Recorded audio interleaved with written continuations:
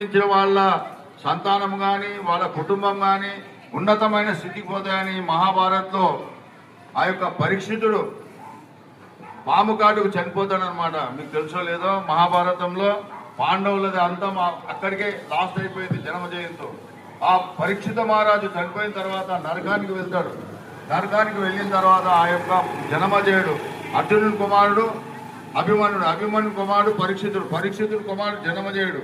ఈ జనమజయుడు ఏం చేస్తాడంటే అమ్మవారిని 3 సంవత్సరాలు, 1 సంవత్సరం మంచినీళ్లు, 1 సంవత్సరం పాలు, 1 సంవత్సరము ఏమి తీసుకోకుండా జగజ్జనని మాతని ఆమెని తపస్సు చేసి యమునా నది తీరాన ఆ జగజ్జనని మాత ప్రసన్నమై అప్పుడు అడుగుతుందన్నమాట, దుర్గామాత, నాయన జనమజయ, నీ భక్తికి నేను మెచ్చినా నాయన, ఏం కావాలని కోరుకుంటాను. అమ్మ, నాకు ఏం అవసరం లేదు తల్లి, మా నాన్నగారు తెలుసో తెలియక పొరపాటున పాము కాటుకు చచ్చిపోయి నరకానికి పోయాడు.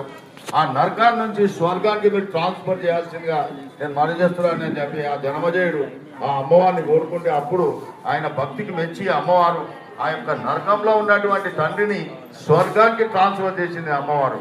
సో ఆ విధంగా మనం కూడా పుట్టక మొదలు ఎన్నో దేవతలను మొక్కితే ఆ మొర విని